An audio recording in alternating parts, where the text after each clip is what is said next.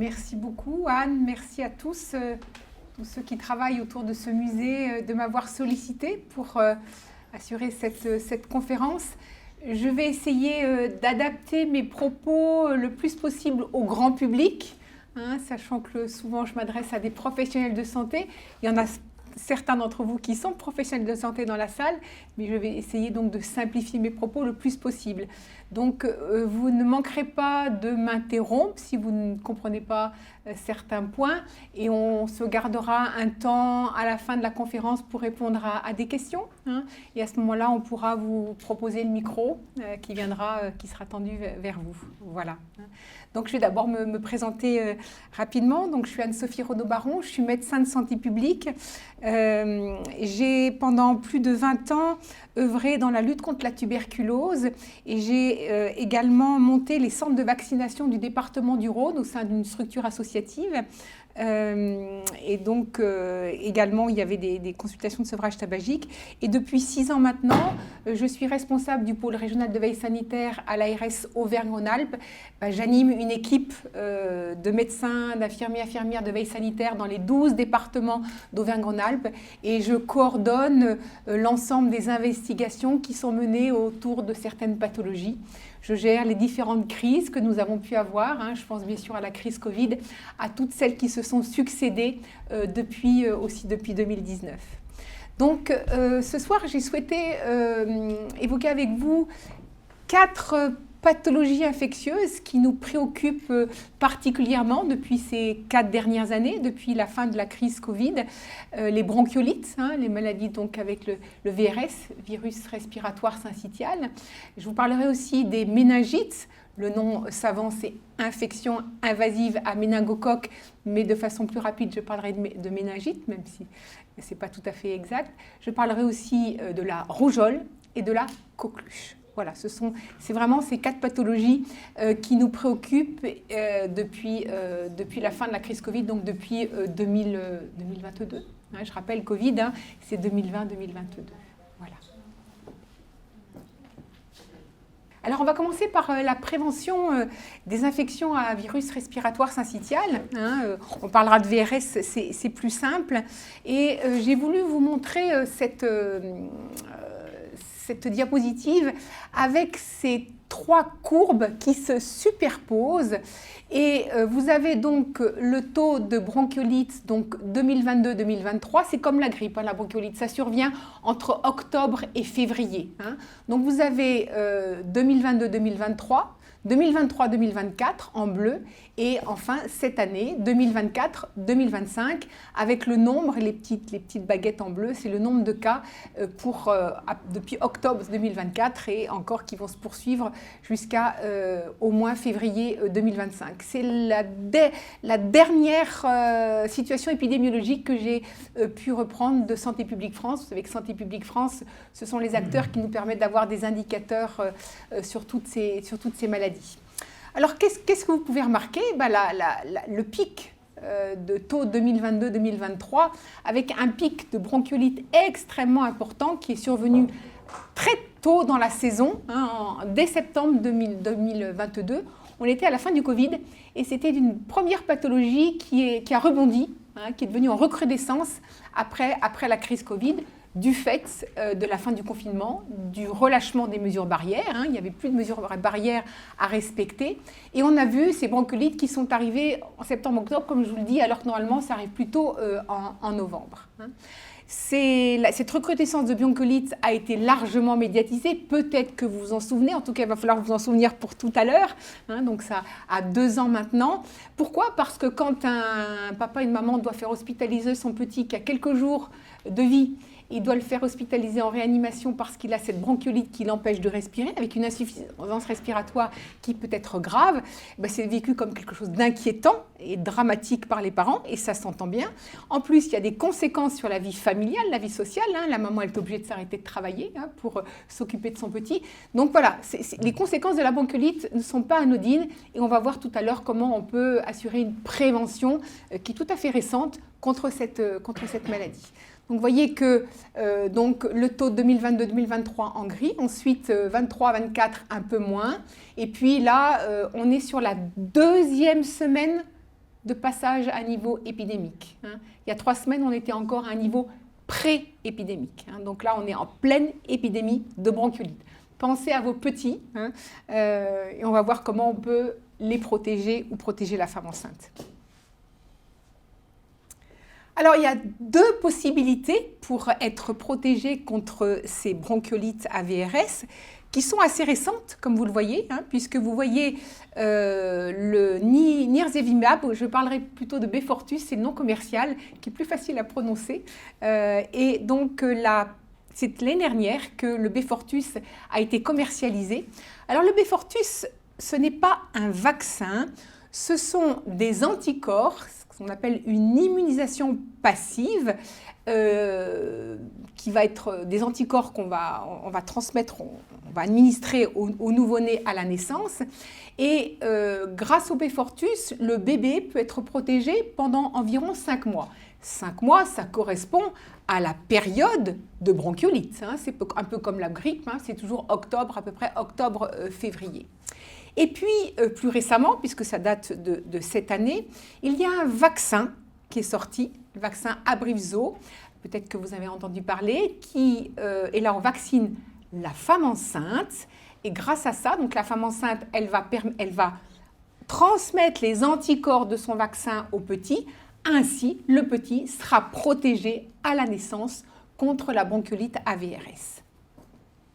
Donc il faut bien faire la différence entre l'immunisation passive et la vaccination. On va rentrer un petit peu dans les détails. Alors, première saison de la commercialisation de Beyfortus en 2023, avec un succès extraordinaire dès sa commercialisation, donc dès le mois de septembre. Je vous ai mis, il y avait un avis favorable de la Haute Autorité de Santé, donc en juillet 2023, avec une autorisation de mise sur le marché d'octobre 2022. Alors, le Beyfortus se présente en 2 posologies, une pour les petits de moins de 5 kg, en général c'est le petit qui est né à la maternité, il fait moins de 5 kg, et ensuite quand il sort de la maternité et qu'il n'a pas eu le temps d'être vacciné à la maternité, qu'il n'a pas bénéficié de la Beyfortus, on rappelle que ce n'est pas une vaccination, eh bien il y a une autre posologie de 100 mg. Alors, pourquoi, et peut-être que vous allez pouvoir me répondre par rapport à ce que j'ai dit au début, pourquoi y a-t-il eu un engouement extraordinaire, et ça a été largement médiatisé également, pour cette immunisation passive qu'est le Beyfortus? Parce qu'en fait, les parents se sont souvenus de la saison précédente où beaucoup d'enfants de nouveau-nés avaient été hospitalisés pour bronchiolite AVRS, avec des risques de décès également. Donc voilà. Et initialement, le laboratoire qui commercialise Beyfortus avait prévu un taux d'adhésion de Beyfortus de 30%. C'est-à-dire qu'il avait prévu simplement que, en gros, 1/3 des parents accepteraient que son enfant, son petit, bénéficie de cette immunisation passive avec le Beyfortus. Eh bien, dès la première semaine, il y a eu 70 voire 80% d'adhésion pour cette immunisation passive. Alors que nous n'avions que 200 000 doses. Au total, il y a eu 250 000 doses, mais au départ, il n'y avait que 200 000 doses. C'était un stock État qui était délivré par Santé publique France, et donc c'était une prise en charge complètement gratuite. C'était la première année, c'était une expérimentation de cette utilisation de Beyfortus. Vous voyez, en Auvergne-Rhône-Alpes, on a réalisé pratiquement 10% des doses qui étaient disponibles sur le plan national, un peu plus de 22 000 doses, qui ont été réalisées dans 55 établissements de santé de l'ensemble de la région Auvergne-Rhône-Alpes qui disposaient de maternités. Alors, ce Beyfortus était également disponible en officine, mais malheureusement, au bout de 15 jours, c'est-à-dire dès fin septembre, il n'a plus été possible de se procurer du Beyfortus en officine. Donc l'objectif, c'était que le petit, à la sortie de la maternité, c'est-à-dire au bout des 2 jours, 2 jours et demi, maximum 3 jours, il ait pu bénéficier de Beyfortus, puisque chaque maternité, normalement, avait ses stocks de Beyfortus. Voilà, donc des doses de 50 mg. Il n'y avait plus de doses de 100 mg possibles, délivrables. Alors, pourquoi, vous allez me dire, pourquoi le taux d'adhésion au final, on avait prévu un taux d'adhésion que de 30%. On sortait du Covid et on se calait en fait sur l'adhésion à la vaccination. Voilà. Alors que, vous vous souvenez, hein, Beyfortus n'est pas un vaccin, c'est une immunisation passive. Et je pense que voilà, alors, le laboratoire n'avait pas fait la différence et qu'il y a eu cet engouement. Et aussi, je le répète, parce que l'année qui avait précédé, 2022-2023, souvenez-vous de la courbe où il y avait eu un pic de bronchiolite extrêmement important, largement médiatisé, où des parents avaient été mis en grande difficulté psychologique également pour leurs petits. Alors, ce Beyfortus a montré qu'il y avait une efficacité tout à fait importante. Hein. Il y a 2 études principales qui le montrent, notamment dans la prévention des cas graves de bronchiolite. Hein. On a vu qu'il y avait une efficacité qui est estimée entre 76% et 81%, hein, sur la prévention des bronchiolites AVRS, hein, qui étaient admis en réanimation. Et à partir de modélisation, vous savez, ça se fait bien ça, eh bien, on a montré qu'il y avait près de 6000 hospitalisations qui avaient pu être évitées en France grâce au Beyfortus. Donc, un produit extrêmement intéressant. Alors là, on arrive à cette année, hein, et le Beyfortus est entré dans le droit commun, c'est-à-dire qu'il n'y a plus de stock état, hein, et que désormais, le Beyfortus, eh bien, il est vendu en officine, il peut être également dispensé dans les maternités, hein, et on a prévu 600 000 doses, fort du succès de l'année précédente. On était, vous vous souvenez, à un peu plus de 200 000 doses. Donc là, il y a 3 fois plus de doses disponibles de Beyfortus. Le petit problème, le petit bémol, c'est que maintenant, il y a un coût. Il y a un coût pour ce Beyfortus et qui est un coût dont la prise en charge est à l'inverse des thérapeutiques que l'on connaît actuellement. Hein, on va le voir tout à l'heure.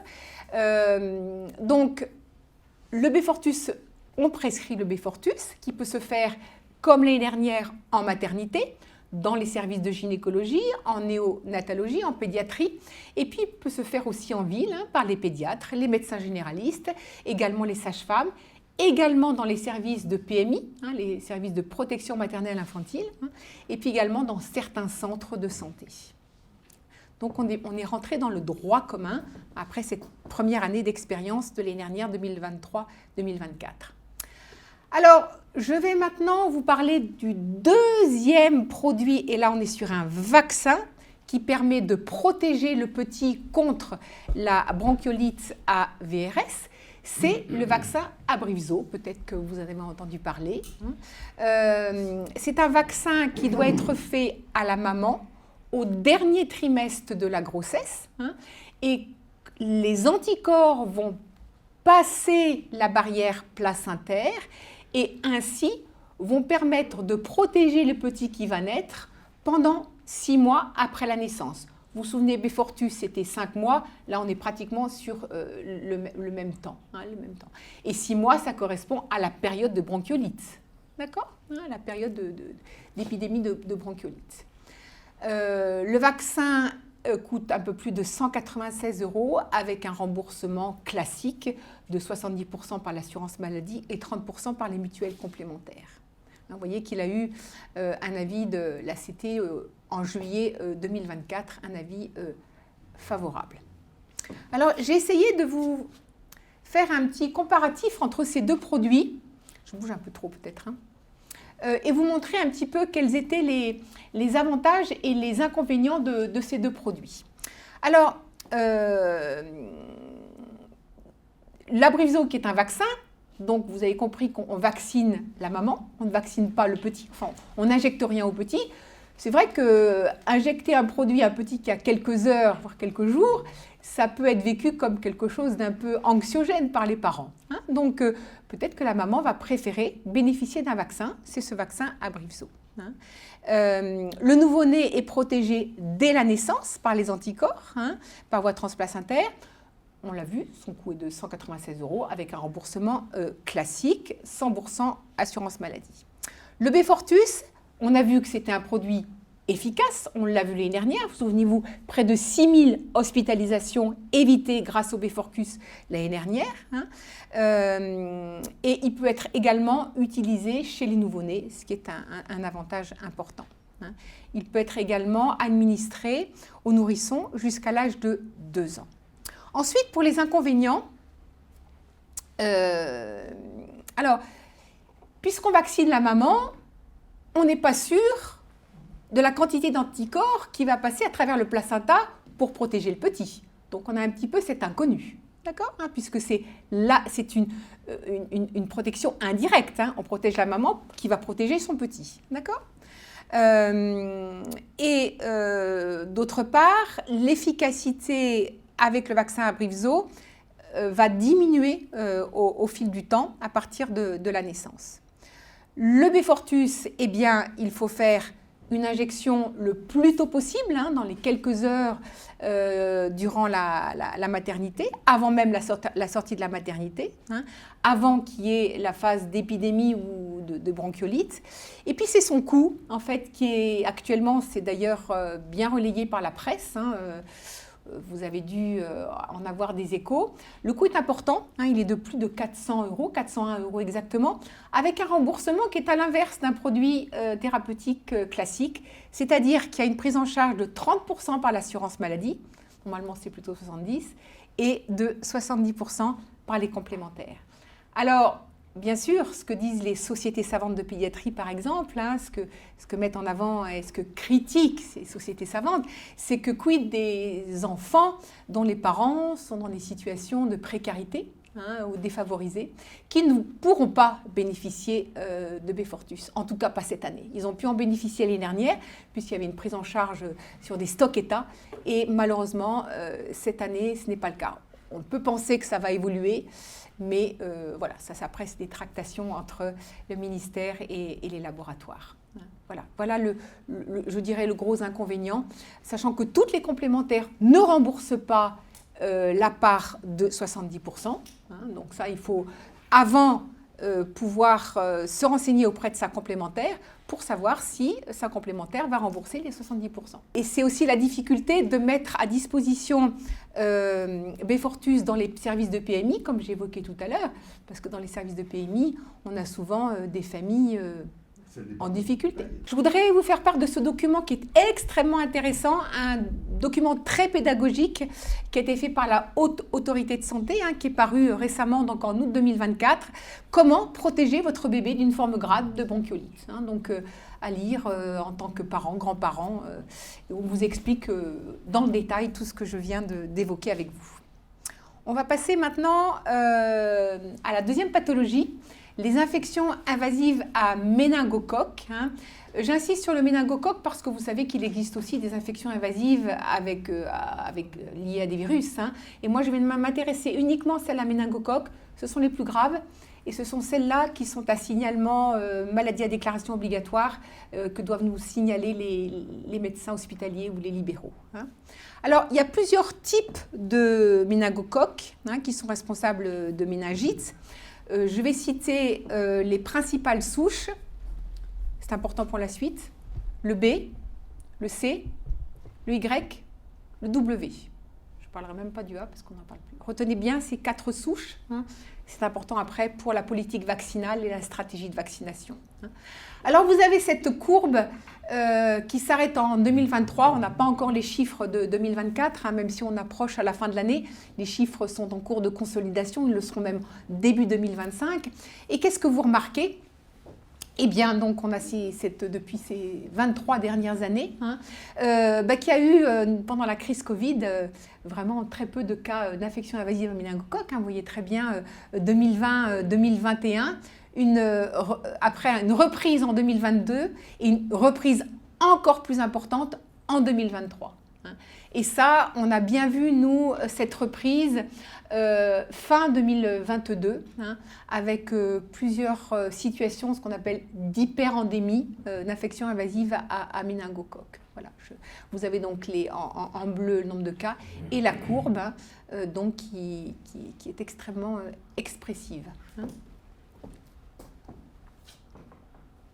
Alors, Pas d'inquiétude, vous avez cette superposition de courbes. Donc entre 2015 et 2024, donc là j'ai réussi à avoir les chiffres jusqu'en juin 2024. Donc vous voyez la courbe, toujours la même, la courbe en rouge 2022-2023, avec cette recrudescence de méningite qu'on a connue à partir de septembre 2022. De façon beaucoup plus précoce, comme les bronchiolites, parce que normalement les méningites, c'est plutôt des maladies qu'on voit au printemps. Et là, on les a vus apparaître en septembre-octobre, toujours par rapport à ce phénomène de rebond, le fait qu'on était à la fin de la crise Covid, plus de confinement, relâchement des mesures barrières, plus de port de masque, moins de lavage de mains, en tout cas de façon moins rigoureuse, moins sérieuse. Et on a ce pic qui est apparu, qui a été extrêmement préoccupant pour nous. Voilà.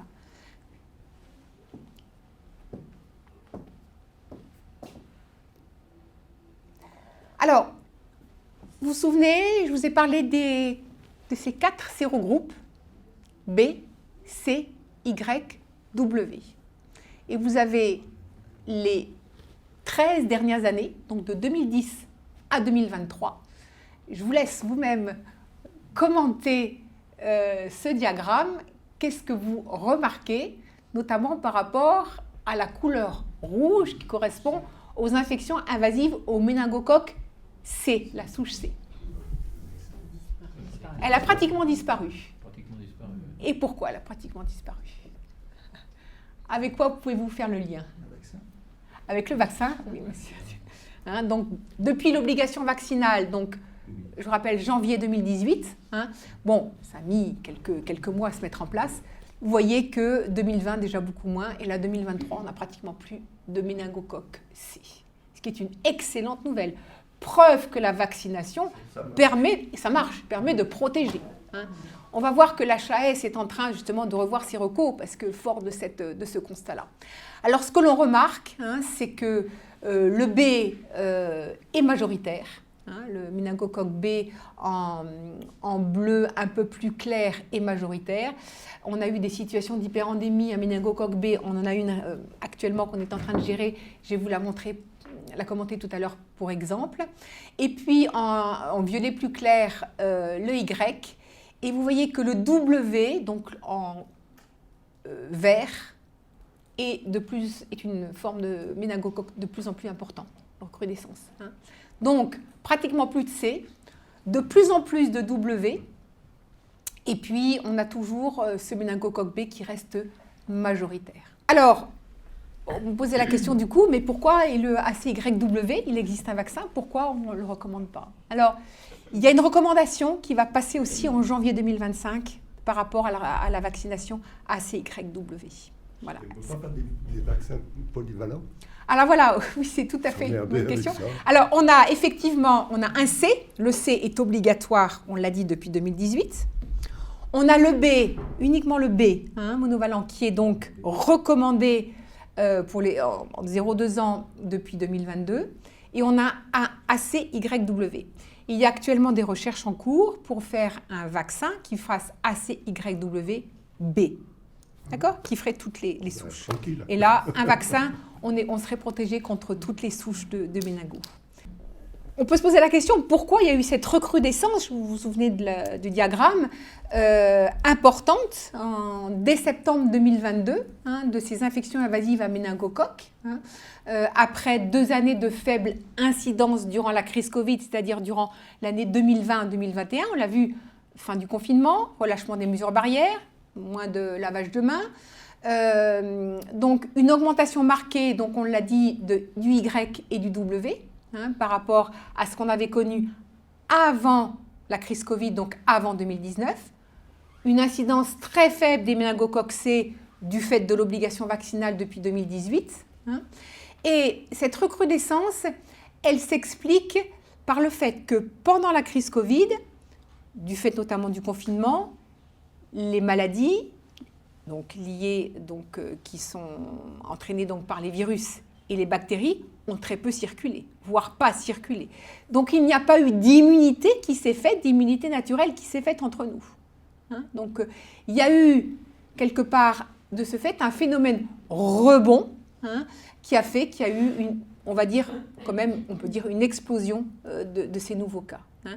Comme si les bactéries et les virus avaient dormi pendant 2 ans, hein, les 2 années pendant la crise Covid, qui se sont réveillés, hein, fin 2022 de façon importante, avec quelquefois aussi une virulence plus importante. Hein, d'accord ? Donc plus nombreux et plus importants. Donc dans ce contexte, hein, la haute autorité de santé est en train de revoir ses recommandations contre les infections, par rapport à la vaccination contre les infections invasives méningocoques, notamment par rapport au méningocoque ACYW. On attend des nouvelles. Alors, depuis le 1er décembre 2024, donc vous voyez, là, ça a 15 jours, 10 jours, donc avec un mois d'avance, le vaccin ACYW est remboursé. Ça y est, il est remboursé jusqu'à l'âge de 24 ans. D'accord ? Donc ça, on est extrêmement content. Hein, on nous l'avait annoncé en avril 2024 et c'est passé avec un mois d'avance, donc début décembre. Maintenant, il reste l'obligation du B. On attend l'obligation du B. D'accord ? Donc voilà. Oui, ce que je voulais dire également, c'est que ce qui s'est passé en 2022, c'est qu'on a eu une crise, une épidémie de grippe et de bronchiolite qui est arrivée aussi de façon beaucoup plus précoce que les autres années, dès le mois de septembre, alors que normalement c'est plutôt novembre. Et donc de ce fait, ça a fragilisé les individus qui étaient beaucoup plus fragiles pour justement être contaminés par d'autres maladies telles que la méningite. D'accord ? Je me fais comprendre ? Oui, voilà. Alors, j'ai un exemple que je suis en train de gérer actuellement d'une campagne de vaccination qu'on met en place actuellement auprès d'étudiants de l'université de Grenoble, qui a démarré en septembre 2024. Et pourquoi on a mis en œuvre cette campagne de vaccination ? On a découvert en septembre 2024, c'était un week-end, le week-end du 20 septembre exactement, on a eu sur 2 jours consécutifs, on a eu 3 cas d'infection invasive à méningocoque B chez des étudiants de l'UGA, donc à Grenoble. Donc on a compris que la souche méningocoque B circulait de façon très active au sein de toutes les filières, hein, de l'UGA de Grenoble. Donc, pour limiter cette recrudescence des cas, pour éviter qu'on ait un 4e cas, on s'est arrêté à 3 cas au 20 septembre, hein, quand même entre le 17 et le 20, on en a eu 3, hein, avec des séquelles pour au moins 2 de ces étudiants. Hein. On a organisé une réunion avec des experts à Paris, avec la DGS, avec le CNR. Vous savez, le CNR, c'est le Centre national de référence. Il en existe un pour chaque pathologie. Donc là, c'était le CNR de l'Institut Pasteur qui s'occupe des méningites.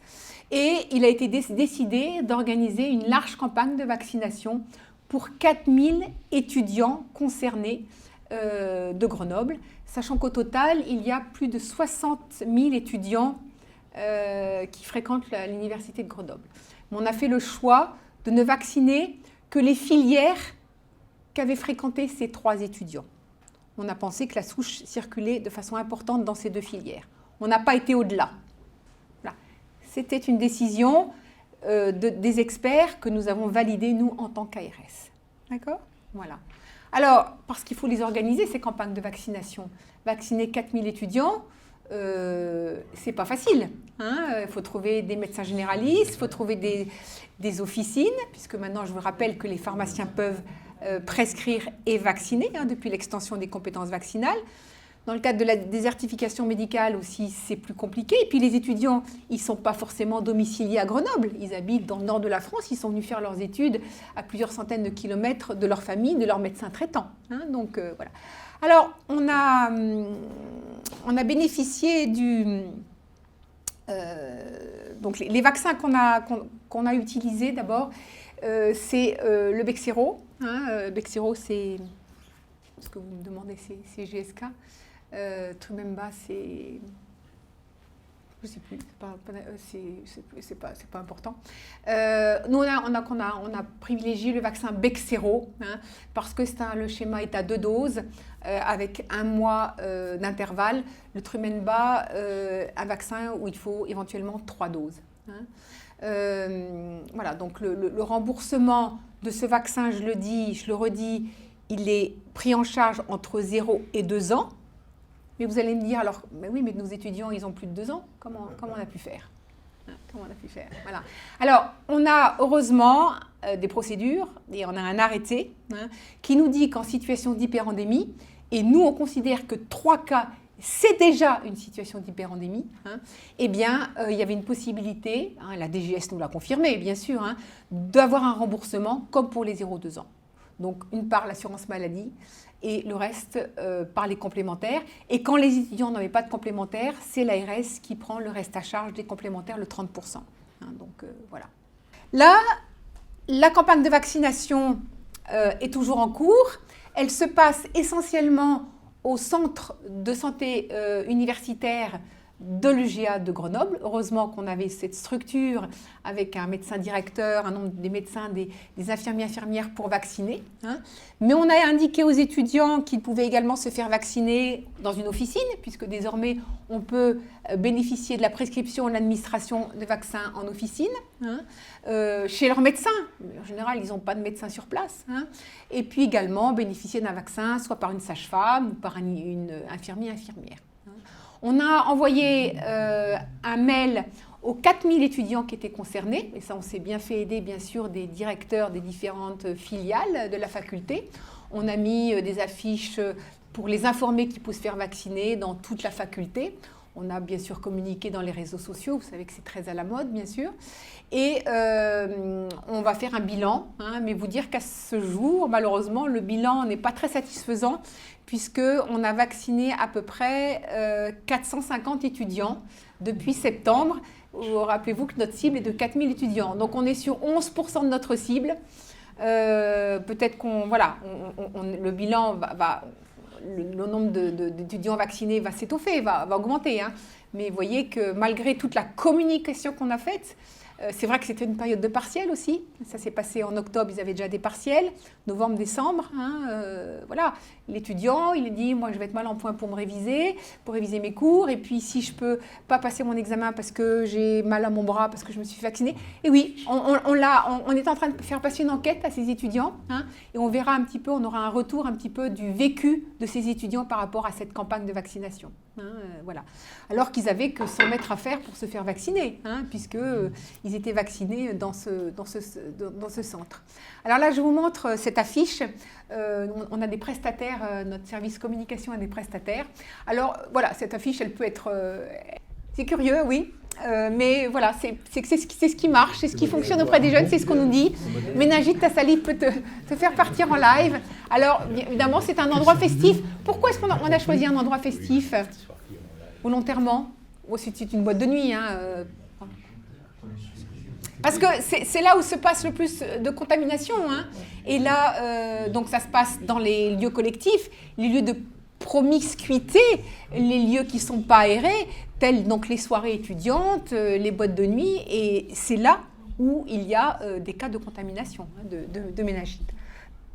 Voilà, donc voilà, cette affiche, voilà, elle plaît ou elle ne plaît pas, mais il faut une accroche, hein. On ne peut pas mettre « faites-vous vacciner à tel endroit », il faut quelque chose qui puisse accrocher. Mais voilà, bon. Alors là, je voudrais vous parler de la rougeole, parce que la rougeole, on avait dit qu'il n'y avait plus de cas de rougeole. Hein, on n'avait plus de cas de rougeole.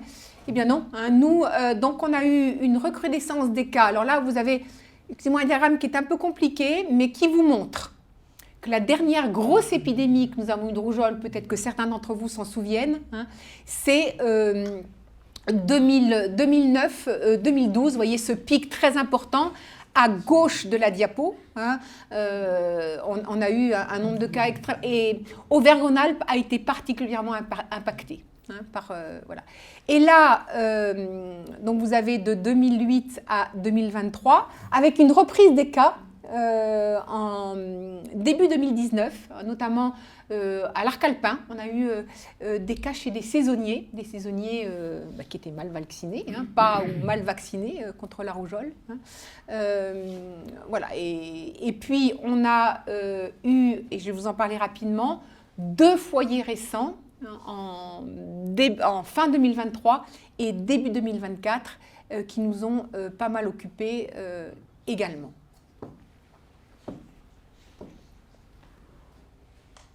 Alors, à quel âge? C'est souvent à... Alors, vous allez voir, je vais avoir 2 exemples là, qui sont assez parlants.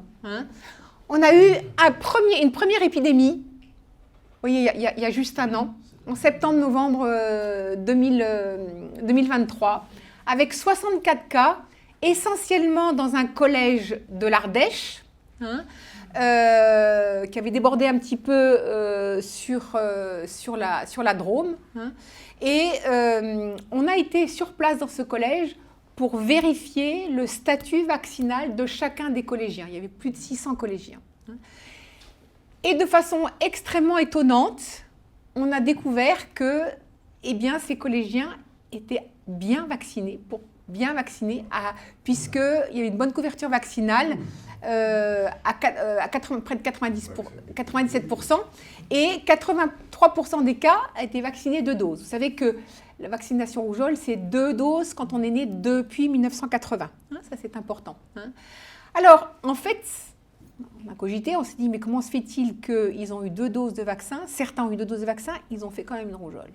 Alors, avec nos collègues de Santé publique France, avec la DGS, on a trouvé une explication. Et en fait, il y a quelques années, donc au moment du pic épidémique, je vous ai montré tout à l'heure en 2008, on avait recommandé de vacciner les petits avant l'âge de 1 an. Avant l'âge de 1 an. C'était trop tôt, mais on ne le savait pas à ce moment-là.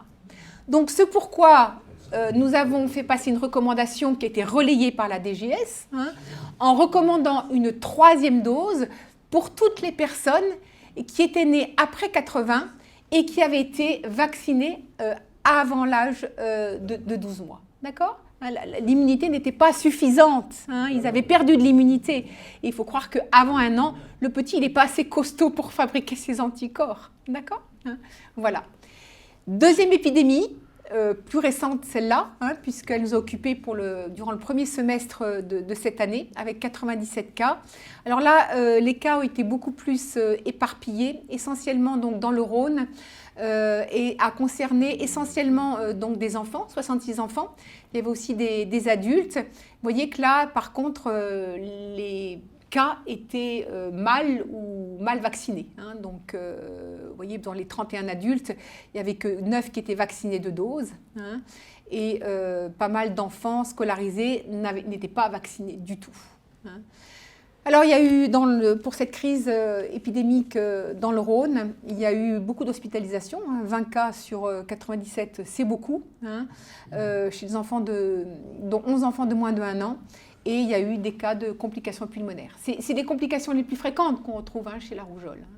La rougeole est toujours vécue comme une maladie banale et bénigne. Et non, puisque ça nécessite des hospitalisations et avec des complications, rarement des décès. Mais voilà, donc la rougeole n'a pas disparu. Alors voilà une affiche qu'on avait faite pour les cabinets médicaux, parce que la rougeole, je le rappelle, est une maladie extrêmement contagieuse. Un cas de rougeole peut contaminer environ une classe entière, donc une vingtaine d'élèves, donc c'est très contagieux. Donc on était vraiment en difficulté pour tous les suspicions de rougeole qui arrivaient aux urgences. Parce que quand il y a, je pense à notre hôpital, l'HFME aux Hospices civils de Lyon, où il y a une centaine de personnes qui attendent à la salle d'attente, et une suspicion de rougeole qui arrive, et puis le pédiatre qui dit, bah oui, jeune homme, vous avez une rougeole. Et nous, après, que doit-on faire? Investiguer toute sa salle d'attente, les 100 cas, puisque quand l'enfant, avec les parents, il est resté 2-3 heures à attendre, eh bien, il a potentiellement contaminé tout le reste des urgences. Donc, c'est pour ça qu'on a utilisé toute une stratégie pour dire, si vous pensez avoir la rougeole, on expliquait la fièvre, la fatigue, les boutons, restez dehors, ne rentrez pas aux urgences. Et idem pour... voilà, donc ça c'était dans toutes les affiches qui ont été dans les salles d'urgence, et également pour les médecins généralistes. Hein. N'entrez pas dans la salle d'attente, annoncez-vous par téléphone. On avait un circuit particulier pour faire rentrer ces enfants à suspicion de rougeole, hein, et porter un masque. Voilà, donc ça c'est... Voilà tous les moyens de communication qu'on peut utiliser, bien sûr. Hein. Alors, là, cette carte postale, moi, je l'utilise toujours. Hein. Elle est désormais même un petit peu périmée, mais elle est toujours 2024, avril 2024. Ça sort chaque année, hein, le nouveau calendrier vaccinal. Alors, le calendrier vaccinal, il évolue peu, heureusement, depuis ces 10 dernières années. Depuis 2013, il s'est relativement stabilisé, heureusement, parce que quand il y a trop de modifications pour le médecin, il s'y perd, hein, il se fait une reco, puis l'année suivante, elle change. Donc là, on peut dire que le calendrier subit quelques modifications d'année en année, mais pas autant qu'avant. Donc vous voyez, le cadre gris, ce sont toutes les vaccinations obligatoires, hein, depuis janvier 2018, hein, grâce au professeur Agnès Buzyn qui a mis en place cette obligation vaccinale qui a été au final très bien acceptée. Hein. Donc, alors, le BCG ne l'est plus obligatoire, hein, vous voyez, donc il reste recommandé. Donc, diphtérie, tétanos, polio, coqueluche, hémophilus influenza B, oui, hépatite B, pneumo, rougeole, oreillon, rubéole, et le méningocoque C. Hein, tout cela sont obligatoires, ça fait partie des 11 vaccins. Et vous voyez que la rougeole, donc première vaccination à 12 mois, et pas avant, à 1 an, et pas à 11 mois. Hein, et deuxième vaccination à 16-18 mois. Hein. Ensuite, vous avez ce fameux vaccin contre le méningocoque B, le Bexsero. Vous voyez qu'il sort du cadre gris, parce qu'il est recommandé. Et il devrait passer dans l'obligation en janvier 2025. On attend. Vous avez ensuite tous les rappels, hein, de diphtérie, tétanos, polio, coqueluche. Donc à 25, 45, 65, c'est là où je dis qu'il y a les petits carreaux verts qui manquent parce que désormais le diphtérie, tétanos, polio, peut-être que vous le savez, le fameux Revaxis qui était commercialisé par Sanofi, n'existe plus depuis cet été. Donc on ne peut plus recevoir de diphtérie, tétanos, polio seul, mais on reçoit diphtérie, tétanos, polio, coqueluche, ce qui est une excellente chose, parce que le coqueluche seul n'existe pas, donc les personnes sont obligées d'être protégées contre la coqueluche. Et c'est important du fait de cette recrudescence qu'on va voir d'ailleurs tout à l'heure. D'accord, hein? Voilà. Et pour tous ceux qui sont nés depuis 1980, ils doivent avoir bénéficié de 2 doses. Pourquoi est-ce que, d'après vous, pourquoi tous ceux qui sont nés avant 80, comme la majorité d'entre nous, pourquoi on dit que finalement une seule dose suffit? Encore que, on préfère nous dire finalement 2 doses pour tout le monde parce que c'est plus simple. Ça a circulé beaucoup.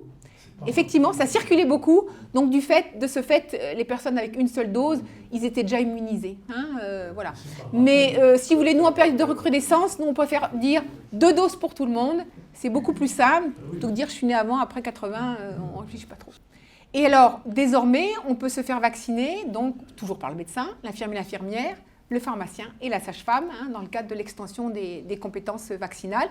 Vous avez le Zona, et on a appris depuis aujourd'hui que le vaccin Zona était remboursé. Hein, donc c'est une bonne nouvelle. C'est une bonne nouvelle. Hein. Il était actuellement recommandé mais non remboursé. Donc et le Covid-19 et la grippe tous les ans, hein, à faire tous les ans, et même le Covid à faire tous les 6 mois. Enfin bon, on ne va pas entrer dans les détails. Hein, mais, voilà. Donc quand on dit qu'il faut se faire vacciner, que c'est un geste altruiste, la vaccination permet de se protéger soi-même, mais surtout son entourage, et notamment les plus fragiles.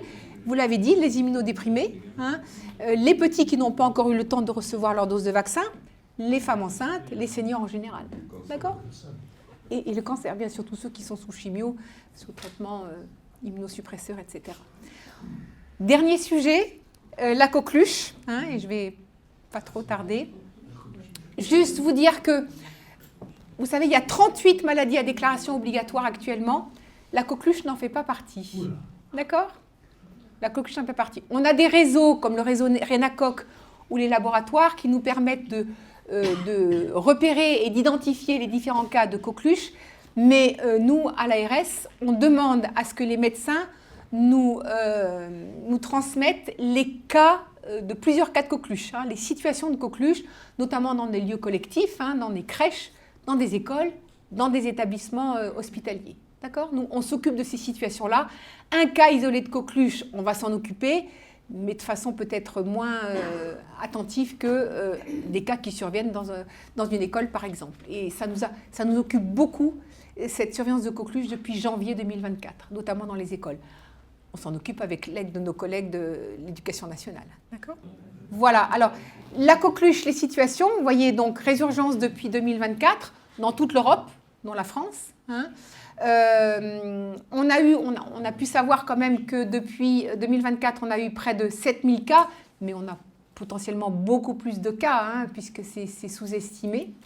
Et au même moment, on en avait, vous voyez, 10 fois moins, même 8 fois moins, 518 cas. Donc on est passé de 500 cas à 7000 cas. Donc on a multiplié de façon très, très importante. Et ce sont les nourrissons de moins de 6 mois qui sont les plus touchés par les formes graves, avec des hospitalisations, voire des décès. Moi, j'ai connu, j'avais investigué il y a quelques années un décès de coqueluche maligne chez un petit qui vivait sur un camp de gitans. Il avait quelques jours et c'est sa maman qui l'avait contaminé contre la coqueluche parce qu'elle n'était pas ou mal vaccinée. Et le petit est décédé. Donc, on avait engagé une campagne de vaccination coqueluche sur tout le camp de gitans. Mais je peux vous dire que 100% des personnes se sont fait vacciner parce qu'il y avait eu un décès. Voilà. Est-ce qu'il faut attendre qu'il y ait un décès pour qu'on s'engage dans cette vaccination ? Voilà, la situation en Nara. Donc, vous voyez que là, j'ai fait jusqu'à septembre 2024. Vous voyez que bien sûr que c'est le Rhône, du fait de son bassin de population qui est le plus concerné, avec l'Aix-Auvergne après qui est moins concerné, Savoie, Haute-Savoie, important, Ardèche aussi, voilà. Voilà, c'est lié à la population, vous avez raison. Donc on a reçu, nous, plus de 500 signalements. Je vous rappelle, un signalement égale au moins 2, voire 3 cas de coqueluche. Donc il faut multiplier au moins 500 par 3 pour obtenir le nombre de cas de coqueluche en Nara. D'accord ? Au moins. Voilà, alors les recommandations vaccinales. Et ça, j'insiste beaucoup sur ces recos.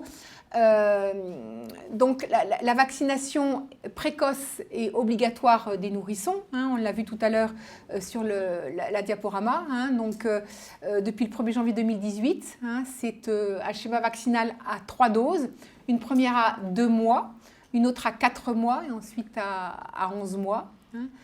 Alors, ce qui est passé depuis 2022, et c'est extrêmement important, c'est que la femme qui est enceinte, à chaque grossesse, elle doit se faire vacciner contre la coqueluche. Parce que comme le vaccin, vous vous souvenez, à Brivzo, ce sont les anticorps coqueluche qui vont passer la barrière transplacentaire et qui vont pouvoir protéger le petit à la naissance. Donc ça, c'est extrêmement important. C'est une reco qui est récente parce que la reco de la stratégie du cocooning qui avait une dizaine d'années a été un petit peu abandonnée. Elle est complémentaire à la vaccination des femmes enceintes. Qu'est-ce que c'est la stratégie du cocooning ? C'est vacciner tout l'entourage de l'enfant à naître, c'est-à-dire les parents, les grands-parents, la nounou, l'assistante maternelle qui va s'occuper des petits. On s'est rendu compte que cette stratégie de cocooning ne fonctionnait pas bien. Donc de ce fait, depuis 2 ans, il y a une incitation, une recommandation à ce que les femmes enceintes, à chaque grossesse, se fassent vacciner. Alors quand la femme enceinte, elle ne s'est pas fait vacciner pour X raisons, elle a oublié, elle est au 3e trimestre de grossesse, c'est un peu tard, on applique la stratégie du cocooning. D'accord ? Donc on incite les parents à vérifier leur statut vaccinal, les grands-parents et tous ceux qui vont s'occuper de l'enfant à naître. Parce qu'encore une fois, un petit qui n'a pas eu le temps de recevoir ses doses de vaccin coqueluche, ça peut être une coqueluche maligne, voire un décès, donc de ce fait un décès. Donc les rappels de vaccination coqueluche, je le rappelle, vous vous souvenez de la carte postale, à 25 ans, 45, 65 ans, et à partir de 65 ans, c'est tous les 10 ans. Donc 65, 75, 85, je m'arrête là. D'accord ? Voilà. Donc bien penser à ces rappels. Voilà. On pense maintenant le calendrier vaccinal a été fait sur des âges fixes. C'est plus simple que de dire tous les 10 ans, tous les 15 ans, d'accord? Donc c'est âge fixe. Alors bien sûr, si vous avez 26 ans, ben, vous le faites. Si vous avez 24 ans, vous le faites. Si vous avez 66 ans, vous le faites. Enfin voilà, il y a pas, on n'est pas, d'accord? On n'est pas, c'est pas un an près. Hein, voilà. Pourquoi tous les 10 ans à partir de 65 ans? Parce que, voilà, quand on vieillit, l'immunité s'affaiblit. L'immunité naturelle s'affaiblit. Voilà, je vais en terminer là. Pour vous remercier de votre attention, pour vous dire que depuis août 2023, on a un décret qui est paru dans le cadre de l'extension des compétences vaccinales dont on parlait depuis plusieurs années. Et grâce à ce décret, désormais, les pharmaciens et les infirmiers peuvent non seulement administrer le vaccin, mais également le prescrire. Hein. Tous les vaccins qui sont inscrits au calendrier vaccinal, vous vous souvenez de la carte postale que j'ai montrée tout à l'heure, et pour tous les ados à partir de 11 ans. Ça veut dire que quand un enfant a moins de 11 ans, il doit être vacciné par un médecin ou par un pédiatre, hein, mais pas en officine. Et ça, c'est simplifier le parcours vaccinal. Hein, c'est extrêmement important qu'il y ait plusieurs effecteurs qui puissent vacciner et pas uniquement les médecins généralistes. Avec la désertification médicale, avec le fait que les médecins, il faut aussi qu'ils se concentrent sur peut-être aussi d'autres missions. Hein. Puis là, je vous montre cette jolie carte postale qui a été faite dans le cadre de notre réseau Immuniser Lyon, notamment grâce à Karine qui est parmi nous, Karine Franceschini. Et on a voulu un petit peu imager cette extension des compétences en indiquant que le pharmacien et l'infirmier peuvent prescrire et vacciner. Et donc avec les âges de la vie où on doit avoir diphtérie, tétanos, polio, coqueluche. Donc vous voyez, 11-13 ans, après 25, 45, 65, 75, après vous voyez, donc ça reprend la carte postale. Hein. Le HPV, qui reste un vaccin qui reste recommandé, il n'est encore pas obligatoire, bon, avec 2 doses entre 11 et 14 ans, et 3 doses si on a dépassé l'âge de 14 ans, donc entre 15 et 19 ans. Le Zona, hein, dont on a dit que désormais il était remboursé depuis aujourd'hui, donc qui se fait entre 65 et 74 ans. Hein. Et puis la grippe qui est recommandée toutes les années et pour lequel tous ceux qui ont plus de 65 ans reçoivent un bon pour obtenir cette vaccination gratuite. On n'a pas mis le Covid, mais voilà, c'est une vaccination un peu particulière, voilà. Voilà ce que je voulais vous apporter. Et voilà. Et mon dernier message, de bien vérifier son statut vaccinal. Vous pouvez le faire en regardant vous-même votre carnet de vaccination, carnet de santé. Si vous n'êtes pas sûr, vous regardez sur le net. Si vous n'êtes encore pas sûr, vous allez voir un professionnel de santé et vous lui montrez votre carnet de vaccination, si vous en avez encore un. Et et puis donc il va vous dire vous n'êtes pas à jour de coqueluche, vous n'êtes pas à jour de rougeole, vous n'êtes pas à jour de méningo, etc. Merci à vous pour votre